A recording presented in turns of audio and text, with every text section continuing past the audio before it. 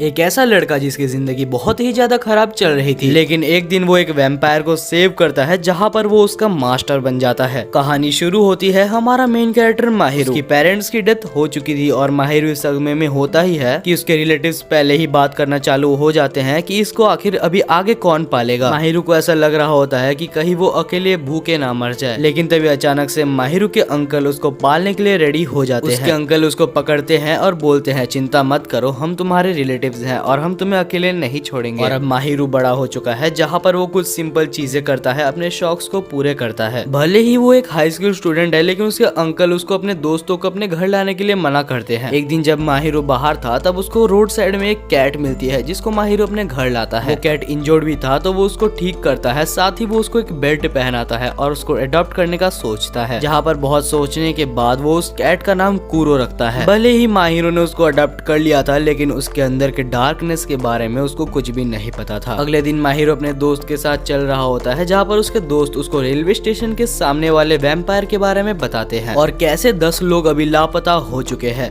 यहाँ पर माहिरू बिल्कुल भी बिलीव नहीं करता और वो दौड़ के अपने घर चले जाता है। लेकिन जैसे ही वो अपने घर में घुसता है तो वो शॉक हो जाता है क्योंकि उसकी टीवी ऑन थी। जब वो वहाँ पर अंदर जाता है तो उसको एक अजीब सा बंदा वहाँ पर बैठा हुआ दिखता है जिसके बहुत ही बड़े बड़े डार्क सर्कल्स बन चुके थे। साथ ही में वो टीवी में बैठ के बहुत सारे वीडियो गेम्स भी खेल रहा होता है। माहिरू बहुत ही ज्यादा डर जाता है और उससे पूछता है आखिर तुम कौन हो, आखिर तुम मेरे घर के अंदर कैसे आ गए। और साइड में पड़ा हुआ झाड़ू को उठा के वो उसके ऊपर मारने लगता है, लेकिन वो इतना ज्यादा फास्ट था कि वो उस अटैक को डॉज कर लेता है। माहिरू जब सेकंड टाइम उसको हिट करने वाला होता है तब वो फिसल जाता है और उसके पर्दे को हटा देता है और अचानक से वो सनलाइट आके सीधी उसके ऊपर गिर जाती है, जिस वजह से वो फिर से कूरो में बदल जाता है। जब माहिरू पर्दे को दे देता है तो वो फिर से वैम्पायर में बदल जाता है। फिर माहिरू पूछता है आखिर तुम हो कौन। तब वो बोलता है मैं तो एक प्यारा सा वैम्पायर हूँ, तुम्हें मुझसे दिक्कत क्या है। तब माहिरू को समझ आता है कि उसके दोस्त वैम्पायर के बारे में सही बात कर रहे थे एंड वो इसके बाद अपने घर से बाहर धूप में उसको ले जाने की कोशिश करने लगता है। वो पूछता है तुमने आखिर 10 लोगों को क्यों मारा। वैम्पायर बोलता है कि मुझे नहीं पता कि तुम किस बारे में बात कर रहे हो। और उसके बाद वो वैम्पायर बोलता है तुम गलती से भी मेरा नाम फिर से मत लेना। जहाँ माहिरू गुस्सा हो जाता है और उसका नाम ले लेता है। जैसे ही वो वैम्पायर का नाम कूरो बोलता है तो उसके आसपास एक ब्लू कलर का सर्कल बनने लग जाता है और उसके बाद वो सर्कल वैनिश हो जाता है। अभी अभी क्या हुआ ये माहिरू को कुछ समझ नहीं आया। इस वजह से वैम्पायर बोलता है मैं एक स्पेशल टाइप का वैम्पायर हूँ जो कि अपने मालिक की बात मानता है और वो बस अपनी मालिक की ही खून को पी सकता है। और फिलहाल हमारा कॉन्ट्रैक्ट साइन अप हो चुका है जहाँ पर तुम मेरे मालिक बन चुके हो। लेकिन तब वैम्पायर बोलता है ये कॉन्ट्रैक्ट तभी परमानेंट होगा जब मैं 24 घंटे के बीच में तुम्हारा कभी भी खून पी लूंगा। माहिरू के लिए ये कोई गुड न्यूज से कम नहीं थी, जहाँ पर वो उसको बाहर निकालने की कोशिश करता है, लेकिन वो उसको बाहर नहीं निकाल पाता क्योंकि एक अनजान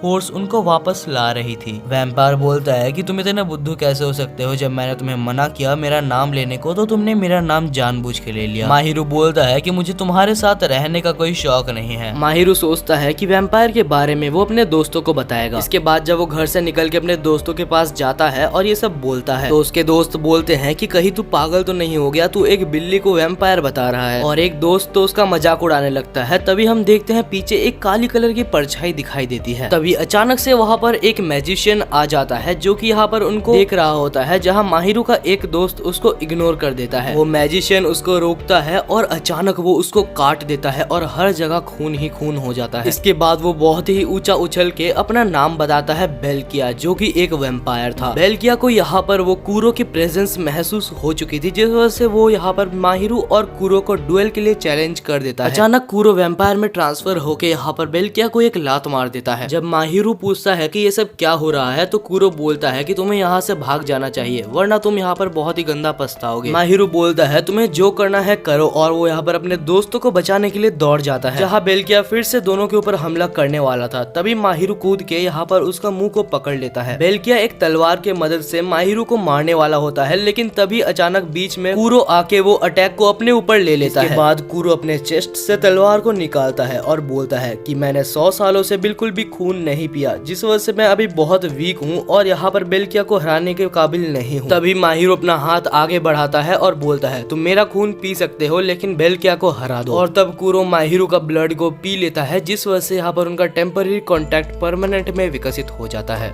अब कूरो यहाँ पर माहिरू का वैम्पायर सर्वेंट बन चुका था। माहिरू कूरो को ऑर्डर देता है कि जाके बेल्किया को खत्म कर दो। कूरो बेल्किया के ऊपर अपने क्लॉज से हमला करता है जिससे एक विंड अटैक होता है और एक ही बार में यहाँ पर बेल्किया खत्म हो जाता है। फिर कूरो उसको जान से मारने वाला होता है, तभी वो एक डॉल में कन्वर्ट हो जाता है। तब माहिरू उसको उठाता है और पूछता है कि तुम कूरो को मारने की कोशिश क्यों कर रहे थे। तब बेल्किया बोलता है कि ये मेरे मास्टर का ऑर्डर था। उसके मास्टर का नाम सुबाकी होता है। जब माहिरू पूछता है कि आखिर वो उसे मारना क्यों चाहता था, तब बेल्किया एक अजीब सा आंसर देता है। वो बोलता है कि सुबाकी को कोई भी नहीं जानता और जो जो उसको नहीं जानता वो सबको मारना चाहता है। अचानक कूरो और माहिरू बेहोश हो जाते हैं क्योंकि वो लोग बहुत थक गए थे। और उसके बाद हम देखते हैं माहिरू अपने बेड में सो रहा होता है और साइड ही में कूरो भी यहाँ पर सो रहा होता है। माहिरू जल्दी से उठ के अपने स्कूल जाता है और जाके उस दोस्त को देखता है जिसको वैम्पायर ने काटा था। लेकिन जब माहिरू उस बारे में पूछता है तो किसी को कुछ भी याद नहीं था। वो दोस्त बोलता है कि मेरे को पुलिस वाले ने बताया कि मेरा एक कार एक्सीडेंट हुआ था। वो लोग जो मार्केट में मिले थे माहिरू को दोस्तों को याद भी नहीं होता। ये सब माहिरू को बहुत ज्यादा वियर्ड लगता है और वो यहाँ पर स्कूल के छुट्टी के बाद कूरो से ये सब के बारे में पूछता है कि ये सब आखिर हो क्या रहा है। अचानक वहाँ बारिश शुरू हो जाती है लेकिन कोई भी काले बादल नहीं थे।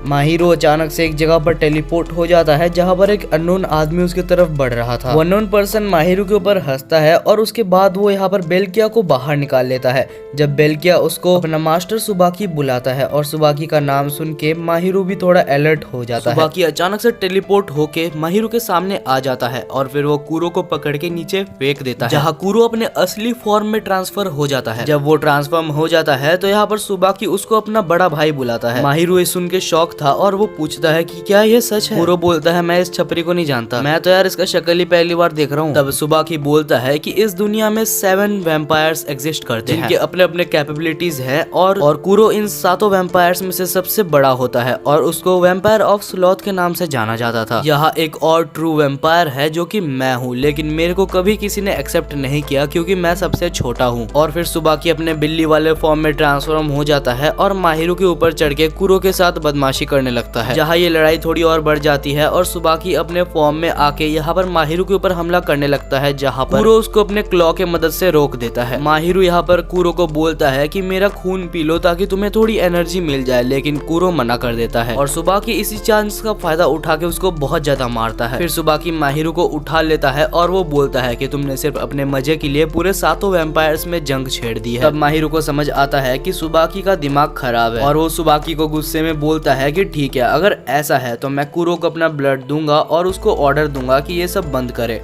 लेकिन सुबाकी बोलता है अगर तुम उससे पहले ही मर जाओ तो क्या होगा। और फिर सुबाकी माहिरू को मारने के लिए जाने वाला होता है, लेकिन तभी कूरो अपने जान पे खेल के उसको बचाने के लिए वहाँ पर जाता है, लेकिन वो टाइम पर नहीं पहुँच पाता। लेकिन तभी अचानक से सब कुछ गायब हो जाता है। माहिरू और कूरो एक अलग जगह पर जा पहुँचते हैं और माहिरू को समझ आ जाता है कि एक दूसरे वैम्पायर ने अभी उसकी जान बचाई है। तभी अचानक वहाँ पर 2 ट्विन अपीयर हो जाते हैं और बोलते हैं कि माहिरू को हमारे मास्टर देखना चाहते हैं। कूरो का जाने का बिल्कुल भी मन नहीं था, लेकिन तब वहाँ पर एक अमीर लड़का आता है और बोलता है तुम्हारे पास और कोई चारा नहीं है मेरे लैम्बोर्गिनी में बैठ के वहाँ पर जाने के अलावा। तो माहिरू भी वहाँ पर लैम्बोर्गिनी में बैठ जाता है और उसके साथ जाने लगता है, जहाँ पर वो लड़का माहिरू को बताता है कि वो वैम्पायर ऑफ लस्ट का मास्टर है। वो लड़के का नाम मिसानो होता है और वो जब वहाँ पर उसके घर में पहुँच जाते हैं तो हमें एक बटरफ्लाई दिखाया जाता है जो कि और कोई नहीं वैम्पायर ऑफ लस्ट थी। वो अपने वैम्पायर को इंट्रोड्यूस करते हुए उसका नाम स्नो बताता है। अगले सीन में वो अपने वैम्पायर ऑफ लस्ट को खून पिलाता है और अपने डेथ साइड को समन कर लेता है और उसके बाद उसकी बिहेवियर बिल्कुल चेंज हो जाती है। वो बोलता है माहिरू तुम बिल्कुल गधे हो, तुम्हें अपने वैम्पायर का अच्छे तरीके से इस्तेमाल करना भी नहीं आता। मिसानो दोनों को ऑफर देता है कि तुम दोनों मेरे सर्वेंट बन जाओ, लेकिन यहाँ पर माहिरू और कूरो मना कर देते हैं, जिस वजह से वो स्नो को बोलता है कि उनके ऊपर हमला करो। स्नो का पहला अटैक दोनों बहुत मुश्किल से ही डॉज करते हैं। उसके बाद माहिरू पूछता है आखिर तुम ऐसा क्यों कर रहे हो, लेकिन मिसानो कुछ भी बताने से मना कर देता है। वो बोलता है तुम जैसे कॉमनर को मेरे से बात करने की औकात नहीं है। ये सुन के माहिरू का मूड खराब हो जाता है। वो कूरो को उठाता है और बोलता है मुझे भी तुम जैसे घमंडी से बात नहीं करनी। जब माहिरू कूरो को लेके बाहर आता है तो वो रियलाइज करता है कि वो खो चुका है।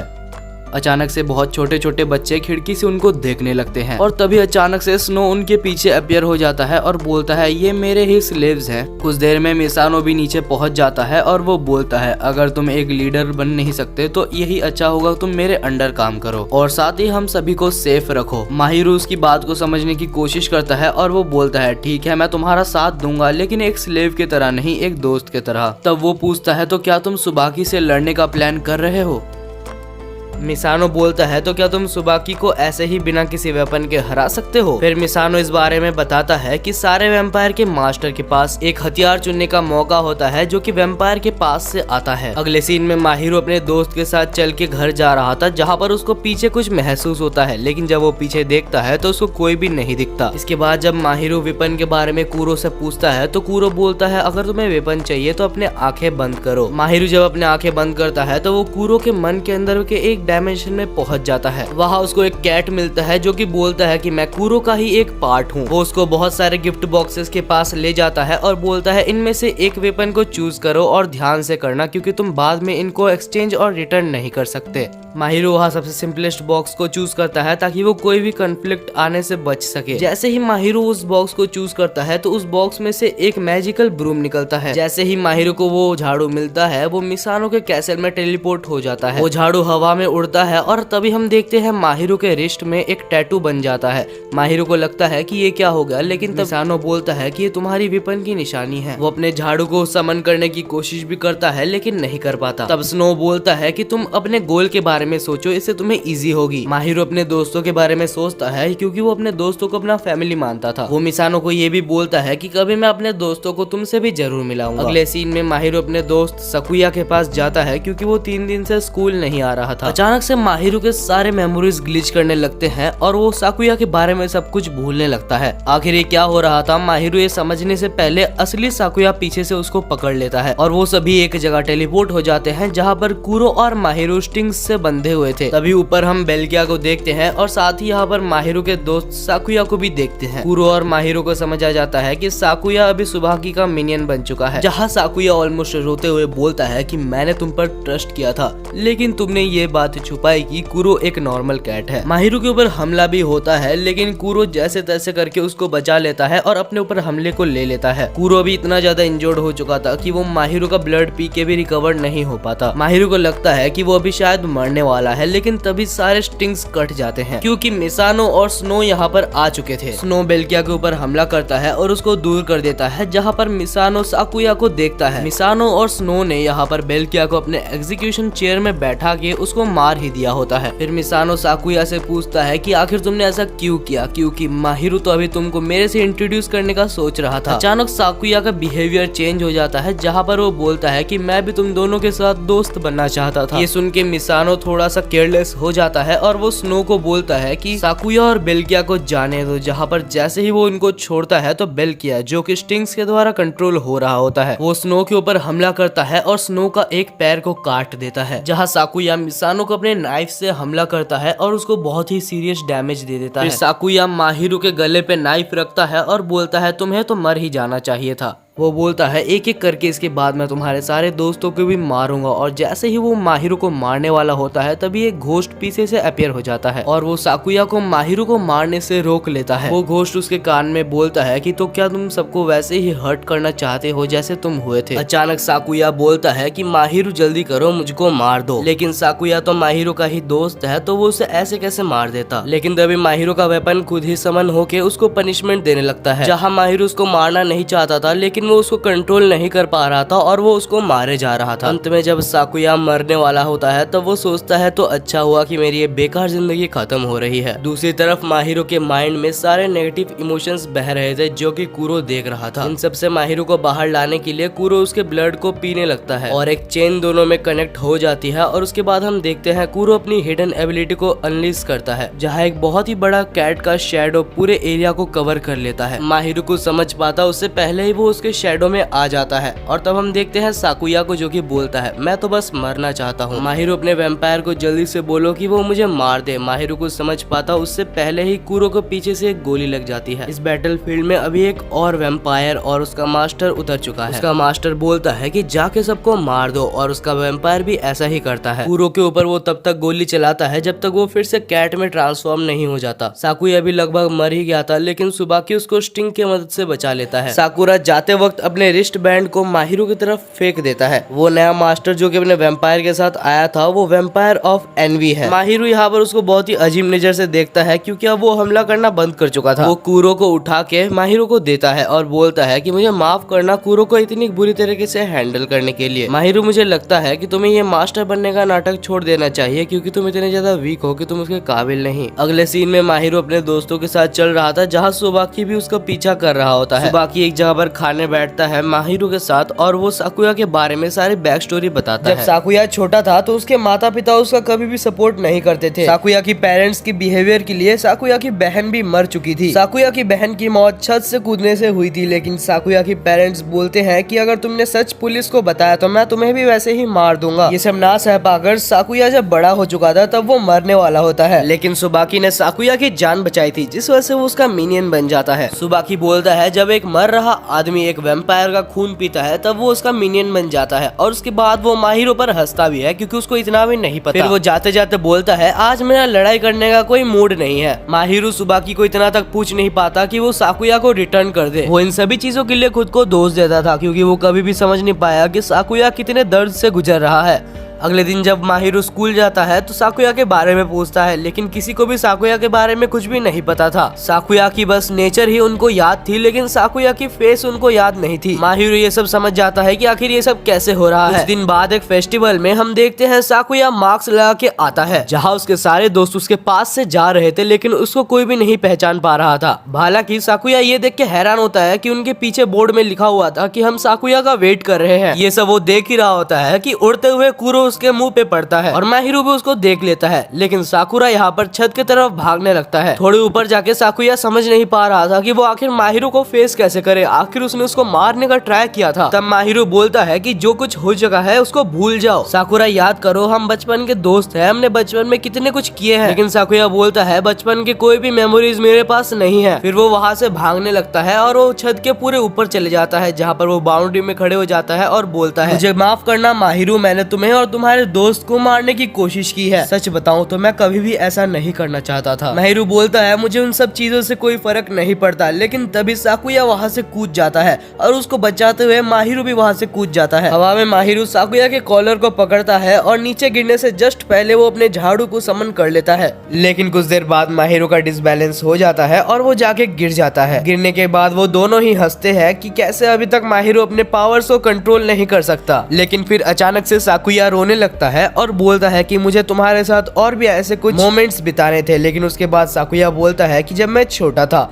तब मेरी बहन के मरने की दोष को मैं अपने ऊपर ही लेता था। लेकिन तब सुबाकी ही एक ऐसा आदमी था जिसने बोला कि उसका दोष नहीं है। सुबाकी ने साकुया को यह भी बोला था कि हर हार्ड सिचुएशन में जब भी तुम मुझे याद करोगे मैं तुम्हारे पास आ जाऊंगा। और जब वो मरने वाला होता है तब भी सुबाकी ने उसको बचाया था, जिस वजह से मैं सुबाकी के लिए कुछ भी कर सकता हूँ। माहिरो सोचता है कि उसके अंकल के लिए उसके लाइफ में जैसा रोल है सुबाकी का भी उसके लाइफ में वैसा ही रोल है। तब माहिरो बोलता है सुबाकी की हर बात तुम उसके प्रेशर में आके करते हो और मैं तुम्हें वादा करता हूँ कि मैं तुम्हें इससे आजाद कर दूंगा। साकुया बोलता है तुमने मेरे लिए जितना किया है वो बहुत है, तुम्हें ये सब करने की कोई जरूरत नहीं। फिर साकुया माहिरो से जितना दूर हो सकता था उतना दूर चले जाता है। तुम एक पहले दोस्त थे जिसने मेरा साथ दिया था, तुम एक पहले ऐसे दोस्त थे जिसने सबसे पहले फ्रेंडशिप का हाथ बढ़ाया था। ये सब कह के वो रो रहा होता है। अगले सीन में हम देखते हैं माहिरो को जो कि बहुत ज्यादा फ्रस्ट्रेटेड होता है और वो कुरो को बोलता है कुरो मेरे को तरीके बताओ, मुझे बहुत ज्यादा स्ट्रॉन्ग बनना है। अगले सीन में हम देखते हैं माहिरो और कुरो यहाँ पर एक फेस्टिवल का वेट कर रहे थे जहाँ फायरवर्क शोज होने वाले थे। अचानक वहाँ पर एक मिस्टीरियस आदमी आता है और उनको एक सूटकेस थमा के जाता है। बोलता है कि यहाँ पर घुमे हुए चीजों वाले सेक्शन में जाके इसको प्लीज डिपॉजिट कर देना क्योंकि मेरे को नहीं पता वो कहाँ पर है। सूटकेस देने के ठीक बाद वो मिस्टीरियसली गायब हो जाता है। हालांकि यहाँ पर माहिरो ज्यादा डाउट नहीं करता और वो अकेले ही यहाँ पर घूमे हुए चीजों वाले काउंटर की तरफ चलने लगता है। जाते वक्त माहिरो एक आदमी से टकराता है जिसके सुनहरे बाल थे। वो एक बहुत ही बड़ा बॉक्स अपने ऊपर ले जा रहा था, लेकिन जब माहिरो पूछता है कि ये क्या है तब वो आदमी बोलता है ये वेम्पायर्स के लिए एक कॉफिन है। है। माहिरू ये सुन के बिल्कुल भी बिलीव नहीं कर पा रहा था, लेकिन तभी वो डिस्ट्रैक्ट हो जाता है क्योंकि उसके पीछे एक बहुत ही बड़ा एक्सप्लोजन होता है और वो ठीक उस जगह पर होता है जहाँ पर माहिरू जा रहा था। माहिरू को जल्द ही समझ आ जाता है कि ये सूटकेस भी बहुत ही जल्दी फटने वाला है। वो समझ नहीं पा रहा था कि आखिर वो उसको दूर कैसे ले जाए जहाँ पर किसी को भी हार्म ना हो। कूरो को वो सुनहरे बाल वाले लड़के के सामने भी वो समन नहीं कर सकता था, लेकिन फिर वो उस लड़के पे बिलीव करता है और उसके सामने वो कूरो को समन करता है, जहाँ पर कूरो उसको हवा में बहुत ऊपर जाके फेंकता है।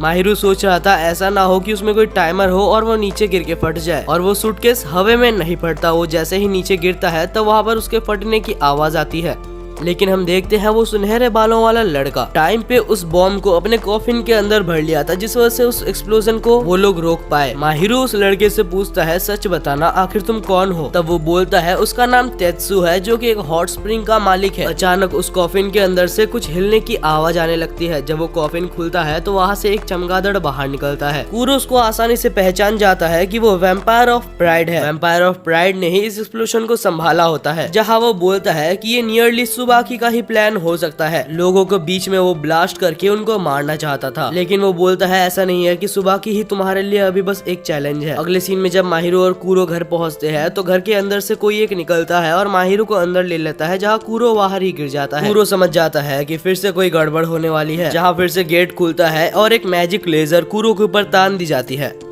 जहाँ पर दूसरी तरफ माहिरो को एक सुसुकी नाम का बंदा मिलता है, जो कि बोलता है कि मैं तुम्हारा कोई दुश्मन नहीं हूँ। फिर सुसुकी ये भी बोलता है कि तुम मुझे अपना दुश्मन मत समझ बैठना, क्योंकि मैं सुबाकी को मारने में तुम्हारी हेल्प कर सकता हूँ। तो माहिरो क्या तुम मेरे साथ जुड़ना चाहोगे, क्योंकि सुबाकी सिर्फ वैम्पायर्स के लिए नहीं ह्यूमंस के लिए भी खतरा है। जहाँ सुसुकी बहुत सारी चीजें बोलता है, वो ये भी बोलता है कि अगर तुम्हें कोई डाउट है तो मैं हर चीज तुम्हें बताने के लिए रेडी हूँ। सुबाकी के मिनियंस और सुबाकी को हराने के लिए तुम्हारा साथ चाहिए माहिरो। और यहाँ पर माहिरो का माइंड बदल जाता है, क्योंकि सुबाकी के एक मिनियंस में साकुया भी है, जिसको उसे बचाना है, जिसने उसको वादा किया था। फिर सुसुकी इसके बारे में देखता है और बोलता है हाँ, यहाँ पर साकुया नाम का भी एक मिनियन है, लेकिन माहिरो तुम्हारे बचपन के फ्रेंडशिप के साथ इसका कोई लेना देना नहीं होना चाहिए, क्योंकि हमें उसको मारना होगा। जहाँ माहिरो गुस्सा हो जाता है और बोलता है कि साकुया को हाथ भी मत लगाना। जहाँ सुसुकी बोलता है मैं तुम्हारे बातों को समझ रहा हूँ, लेकिन यहाँ पर मैं बिजनेस को लेके बहुत ज्यादा स्ट्रिक्ट हूँ। यहाँ पर टोटल 50 दरवाजे हैं, जिसमें से एक दरवाजा ही एग्जिट का है। अगर तुम चाहो तो यहाँ से निकल सकते हो, और हाँ जल्दी करना, क्योंकि अगर तुम लेट करो तो तुम अपने वैम्पायर को फिर कभी नहीं देख पाओगे। क्योंकि फिलहाल कूरो यहाँ पर सबसे एक्सपर्ट वैम्पायर हंटर के साथ जूझ रहा होता है। दूसरी साइड माहिरो गुस्से में दरवाजे की तरफ जाने लगता है, जहाँ पर वो असली दरवाजा नहीं खोज पा रहा था। सुसुकी हंसता है और बोलता है सारे दरवाजे चेक करने में तुम्हें करीबन 1 दिन लग जाएंगे। तब तक कूरो तुमसे बहुत ज्यादा डिस्टेंस में पहुंच चुका होगा। और अगर तुम्हें नहीं पता तो मैं बता दूं कि मास्टर और वैम्पायर अगर एक डिस्टेंस से ज्यादा दूर जाए तो यहाँ पर मास्टर मर जाएगा। माहिरो के पास 2 ही ऑप्शन होते हैं, या तो वो सही दरवाजा खोज ले या तो वो सुसुकी के साथ काम कर ले। माहिरो कभी भी इतना बेकार टीम के साथ काम नहीं करना चाहता, जिस वजह से वो दरवाजा खोजने लगता है। लेकिन माहिरो जितना भी ट्राई कर ले वो नहीं खोज पा रहा था। जहाँ पर वो एक आइडिया लगाता है, वो अपने ब्रूम को समन करता है और बीच में जाके वो एक टॉर्नेडो बनाता है, जिससे ऊपर रूफ में एक होल हो जाता है। सुसुकी बोलता है कि वाह बहुत बढ़िया, तुमने असली दरवाजा खोज लिया।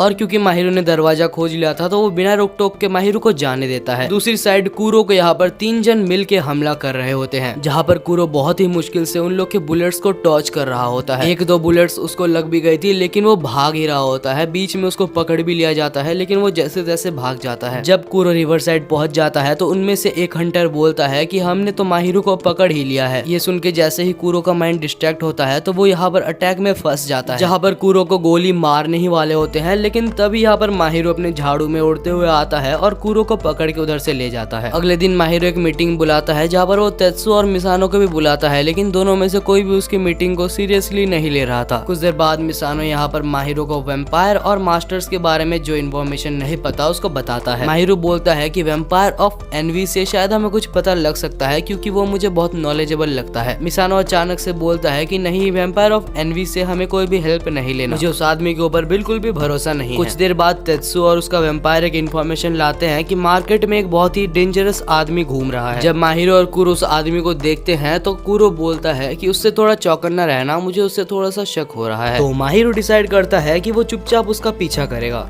जब माहिरू देखता है कि वो एक जानवर को कैद करके ले जा रहा था, तब माहिरू का जानवर का प्यार जाग जाता है और वो उस जानवर को बचाने के लिए उसके पीछे भाग जाता है। वो आदमी भी एक कवर में जाके माहिरू को देख चुका था, जिस वजह से वो उसका वेट कर रहा था। जब माहिरू पहुंच जाता है तो वो अचानक से उसको पूछता है, जल्दी बताओ तुम एक एंजल हो या फिर तुम एक डीमन हो। लेकिन माहिरू कुछ समझ नहीं पाता और कुरो का भी मुंह बहुत ही वियर्ड बन जाता है। तब वो आदमी अपना पावर का यूज करता है, वहाँ पर एक मैजिकल पियानो को समन कर लेता है, जहाँ पर उस पियानो के साउंड से यहाँ पर उस आदमी को पता चल जाता है कि कुरो एक डीमन है। और अचानक से वो कुरो के ऊपर हमला करना चालू कर देता है, जहाँ पर वो उसको लात मारते मारते ऊपर ले जा रहा था। माहिरू जल्दी से अपने ब्रूम को समन कर लेता है और वो कुरो को बचाने के लिए उसके ऊपर जाने लगता है। ऊपर पहुंचने के बाद माहिरू जैसे तैसे कुरो को बचाता है और उसको अपना ब्लड पीने के लिए देता है, ताकि वो अपने खोए हुए स्ट्रेंथ को वापस ला सके। इसके बाद माहिरू पूछता है कि तुमने आखिर मेरे पार्टनर को क्यों हार्म पहुंचाया। साथ में केज में कैद हुए जानवर को भी वो छोड़ने के लिए बोलता है, लेकिन जब वो उस जानवर को छोड़ता है तब वो जानवर एक वैम्पायर निकलता है, जो कि वैम्पायर ऑफ ग्रीड था।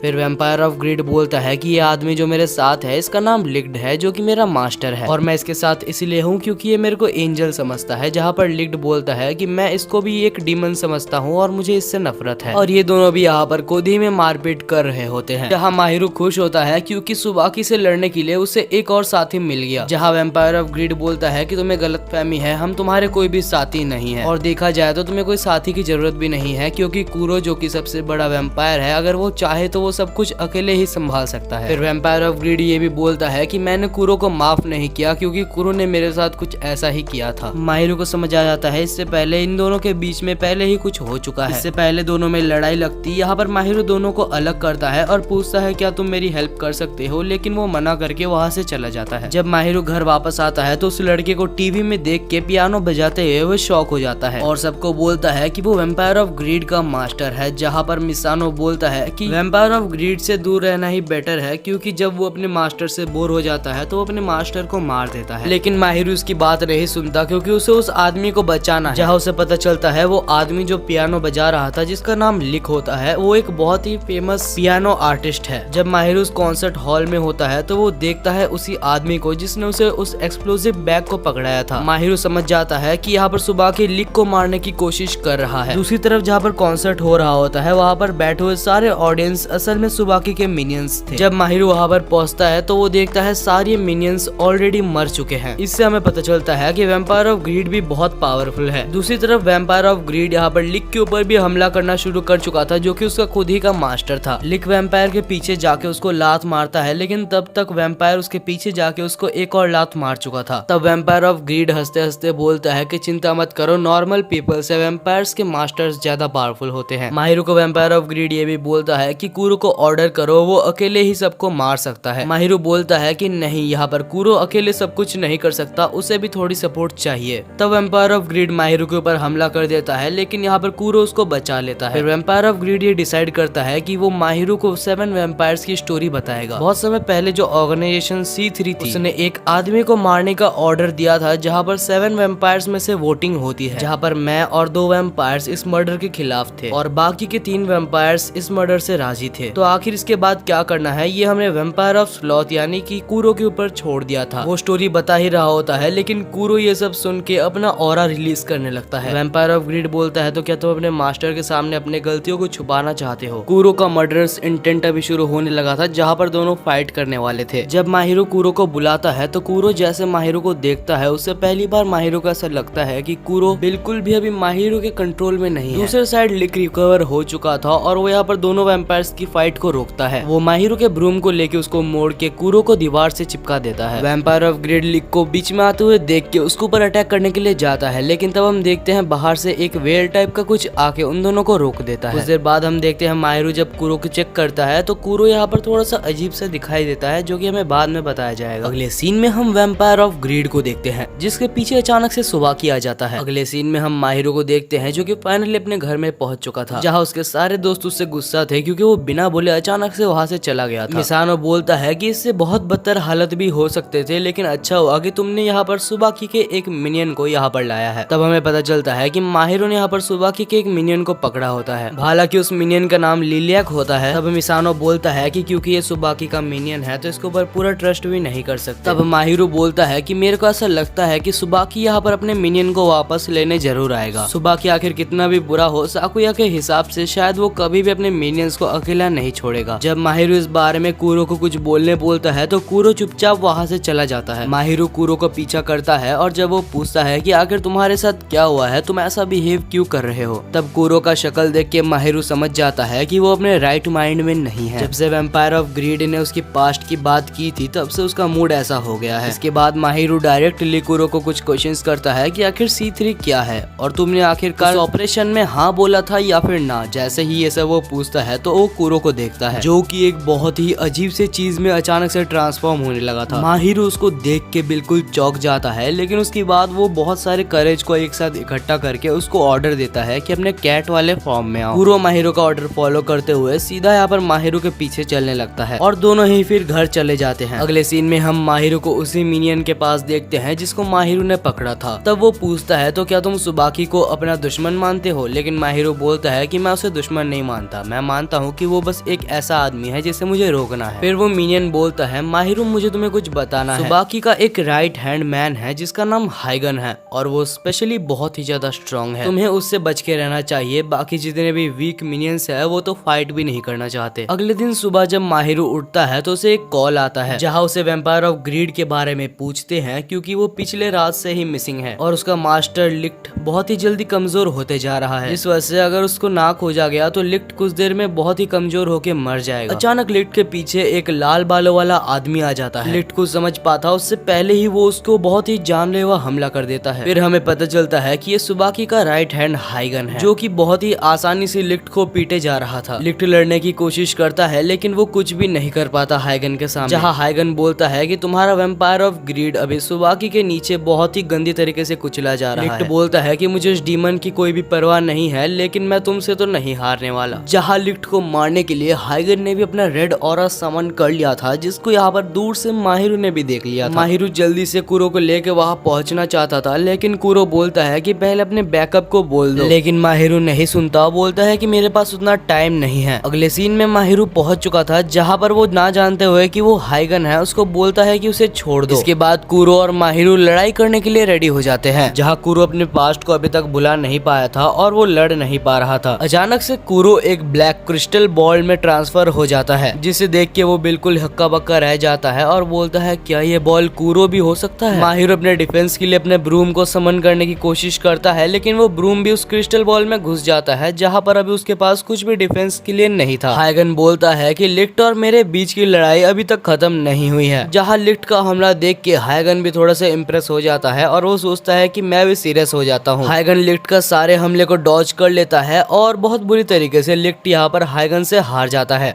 माहिरो फिर हाइगन को रोकने की पूरी कोशिश करता है, लेकिन हाइगन उसको बेहोश करके वहाँ से चला जाता है। जब माहिरो की आंख खुलती है तो उसके सामने मिसानो और तेत्सु थे, साथ ही वहाँ पर लिलियाक भी थी। माहिरो सबसे माफी मांगता है क्योंकि कूरो ने बोला था कि बैकअप लेके जाए, लेकिन उसने उसकी बात नहीं मानी। जहाँ की बाकी वैम्पायर्स कूरो की एनर्जी को वहाँ उस बॉल से ही महसूस कर पा रहे थे। जहाँ पर मिसानो को वहाँ पर एक पड़ा हुआ फोन मिलता है जो कि सुबाकी का था। उस फोन में सुबाकी की तरफ से एक कॉल आता है जहाँ पर वो बोलता है कि मुझे ये फोन वापस चाहिए। मिसानो बोलता है कि हम तुम्हें ये फोन वापस नहीं देंगे, अगर तुम्हें ये फोन वापस चाहिए तो तुम वहाँ से लॉ और लिक को छोड़ दो। सुबाकी बोलता है कि वो फोन मेरे लिए इतना ज्यादा जरूरी नहीं है कि मैं तुमसे इतनी बड़ी डील कर लूं। तब मिसानो बोलता है कि बस वही नहीं, हमारे पास तुम्हारा एक मिनियन लिलियाक भी है, अगर तुमने उन दोनों को छोड़ दिया तो यहाँ से ये दोनों चीजें भी मैं तुम्हें दे दूंगा। लेकिन सुबाकी इसमें बिल्कुल भी इंटरेस्ट नहीं दिखाता और वो फोन को काट देता है। अगले सीन में ये लोग एक मीटिंग करते हैं जहाँ पर ये लोग बात कर रहे थे कि रात को इन लोग लिक और लॉ को बचाने के लिए निकलेंगे। हालांकि यहाँ पर माहिरो को नहीं ले जाते क्योंकि उसके पास अभी कूरो नहीं है, जिस वजह से वो यूजलेस है। ऐसा मैं नहीं, माहिरो खुद को ही यूजलेस बोल रहा था। अब जब सब वहाँ से चले गए थे तो यहाँ पर माहिरो अकेले में रो रहा था। वो बोल रहा था कि मैं सच में बहुत ज्यादा कमजोर हूँ। एक तरफ मैं और एक तरफ लिक जो कि बिना अपने वैम्पायर के भी हाइगन से लड़ रहा था। माहिरो को रोता हुआ देख कूरो यहाँ पर बॉल पे अपियर हो जाता है। हालांकि कूरो को भी नहीं पता था कि वो ऐसे अपियर कैसे हो गए। माहिरो कूरो को देख के बोलता है चिंता मत करो, मैं तुम्हें यहाँ से निकालूंगा। बाद में जब इस बात को वो अपने दोस्तों को बताता है तो तेत्सु तो यहाँ पर एक आरी लेके आ जाता है उस बॉल को काटने के लिए। हालांकि माहिरो मना करता है जिससे कूरो को लगता है कि उसका मास्टर बहुत ही समझदार है। लेकिन तभी माहिरो बोलता है कि मैं उसका मास्टर हूँ इसलिए इस बॉल को मैं काटूंगा। लेकिन इसका कोई फायदा नहीं होता। इसके बाद हम उसी वेल को देखते हैं जिसका मास्टर भी आया होता है। इस वेल को हमने इससे पहले भी देख रखा है। उसने एक अजीब टाइप की लिक्विड लाई थी जो कि वैम्पायर के पावर को कम कर देता है और इसके बाद वो वैम्पायर्स पे टेस्ट भी करता है जिससे ये प्रूफ हो जाता है कि वो वैम्पायर्स की पावर को कम करता है। वो बंदा बोलता है कि ये लिक्विड मुझे वैम्पायर ऑफ एनवी से मिला है। माहिरो बोलता है तो क्या मिसानो हमें अभी भी उससे बात नहीं करनी चाहिए, जहाँ पर मिसानो मना कर देता है। जहाँ स्नो उसे समझाता है कि कुछ देर के लिए ही सही लेकिन पास्ट की बातों को कुछ देर के लिए ही भूल जाओ। इस कैटेगरी में वैम्पायर ऑफ एनवी हमारी हेल्प कर सकता है तो क्यों ना ले। इसके बाद माहिरो वैम्पायर ऑफ एनवी के पास जाने के लिए निकलता है जहाँ पर वो ट्रेन में बैठा था और सोच रहा था। तभी अचानक सुबाकी आ जाता है और बोलता है तुम कैसे मास्टर हो जो कि अपने वैम्पायर तक को नहीं बचा पाए। एंड इसके बाद सुबाकी उसके ऊपर हमला कर देता है। लेकिन तभी हम देखते हैं माहिरो ट्रेन से कूद जाता है और उसको पता चलता है कि वो एक इल्यूजन को देख रहा था। माहिरो को लगता है कि सुबाकी भी वही जा रहा है जहां वो फिलहाल जा रहा है, जिस वजह से वो उससे पहले उधर पहुंच जाता है। उधर पहुंचते साथ उसको एक पागल डीलर मिल जाता है जो कि एक साइंटिस्ट था। माहिरो को कुछ समझ नहीं आ रहा था कि वो उससे बात कैसे करे, लेकिन फिर उससे पूछ लेता है। जहाँ वो साइंटिस्ट माहिरो को घर लाता है और उसके ही सर पे उसका नाम लिख देता है क्योंकि साइंटिस्ट को माहिरो का नाम याद ही नहीं हो रहा था। इसके बाद माहिरो को जिस डीलर के साथ काम था वो भी यहाँ पर आ जाता है। वो डीलर अपना नाम मीको बताता है और वो ये भी बताता है कि वो मिसानो का भाई है। माहिरो को शुक्रिया अदा करता है क्योंकि मिसानो पहले किसका भी दोस्त नहीं हुआ करता था, लेकिन अभी फिलहाल उसके पास एक दो दोस्त हैं।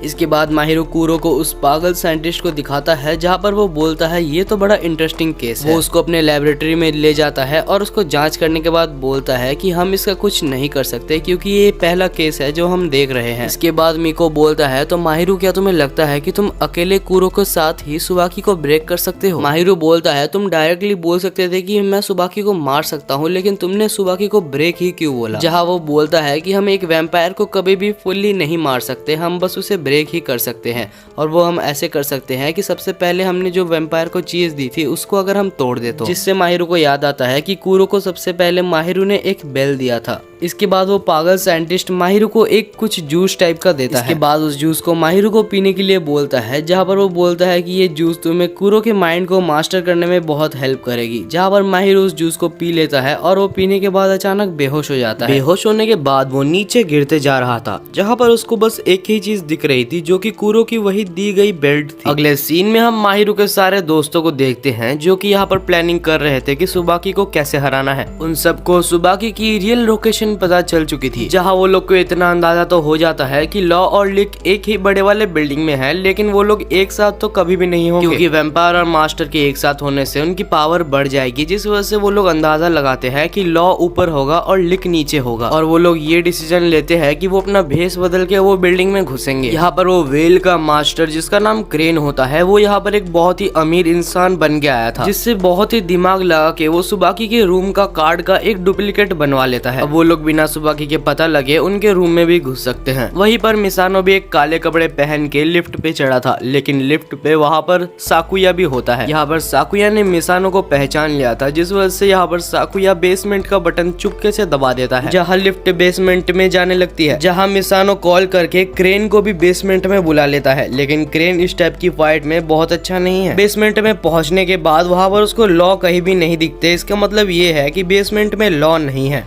अगले सीन में हमें तेत्सु को दिखाया जाता है जो कि अपने कॉफिन के साथ था और वो यहाँ पर ऊपर के रूम में पहुंच चुका था, लेकिन वहाँ पर सुबाकी के सारे साथी पहले ही तेत्सु को रोकने के लिए खड़े हुए थे। दूसरी साइड हमें सुबाकी को दिखाया जाता है जो कि यहाँ पर एक जंगल में था। वो जंगल में सीधे जा ही रहा होता है कि सामने बहुत सारे वेल मॉस्कट आ जाते हैं। सुबाकी को लगता है कि ये आखिर क्या ही कर लेंगे, बहुत ही वीक होंगे, लेकिन वो इतने वीक भी नहीं है कि वो सुबाकी को कुछ देर के लिए हैंडल ना कर पाए। जहाँ सुबाकी वेल मॉस्कट को दिखाता है कि उसके पास वो चाबी है जहाँ पर लॉ और लिक कैद हैं। व्हेल मस्कट बोलता है कि वो चाबी हमें दे दो। तब सुबाकी बोलता है कि मेरे मिनियन कहाँ है। वो बोलते हैं कि तुम्हारा मिनियन हमारे पास ही है, लेकिन तुम पहले हमें अपना चाबी दो। तब सुबाकी उनको चाबी भी नहीं देता और वहाँ पर मिनियन को भी खोजने के लिए चले जाता है, लेकिन सुबाकी आखिरकार मिनियन को नहीं खोज पाता। हालांकि सुबाकी बोलता है कि अभी मेरे पास बहुत टाइम है, मैं आराम से लिलिया को खोज लूंगा। दूसरे साइड हम माहिरो को कुरो के माइंड के अंदर देखते हैं, जहाँ पर वही कैट जिसने उसको जादुई झाड़ू दी थी वो मिलता है। जब माहिरो पूछता है कि आखिर कुरो कहाँ गया, तब वो बोलता है कि कुरो तुमसे मिलना नहीं चाहता, लेकिन माहिरो इसको बिल्कुल भी कंसिडर नहीं करता। उसको लगता है कि कुरो मुझसे मिलना क्यों नहीं चाहेगा, वो झूठ ही बोल रहा होगा। फिर वो कैट माहिरो को एक जगह पर ले जाता है जो कि यहाँ पर अंडर वाटर थी। वो यहाँ पर स्विम करके जब वहाँ पर पहुंचता है तो कुरो की एक ओल्ड मेमोरी वहाँ पर दिखाई जाती है। सातों वैम्पायर एक जगह पर बैठे थे, जहाँ पर वही बात चल रही थी कि C3 के दिए गए असाइनमेंट में वो खास आदमी को उनको मारना है या नहीं। जहाँ पर हमें पता चलता है कि वो खास आदमी जिसको मारने की बात चल रही है वो कोई और नहीं, वैम्पायर्स को बनाने वाला आदमी है। जहाँ 3 वैम्पायर मना करते हैं कि उसको नहीं मारना चाहिए क्योंकि उसने ही हमें बनाया है। बाकी 3 वैम्पायर बोलते हैं कि उन्होंने हमें फोर्सफुली वैम्पायर बनाया है, जिस वजह से हमें उन्हें मार देना चाहिए। जहाँ कुरो को डिसीजन लेने के लिए बोला जाता है और कुरो वहाँ पर कुछ भी नहीं बोलता और चुपचाप वहाँ से चला जाता है। और कुरो उस आदमी को मारने के लिए गया होता है, लेकिन ये चीज वो माहिरो को नहीं दिखाना चाहता था, जिस वजह से ये देखते टाइम माहिरो के सामने कुछ ब्लैक वाइन्स आ जाते हैं।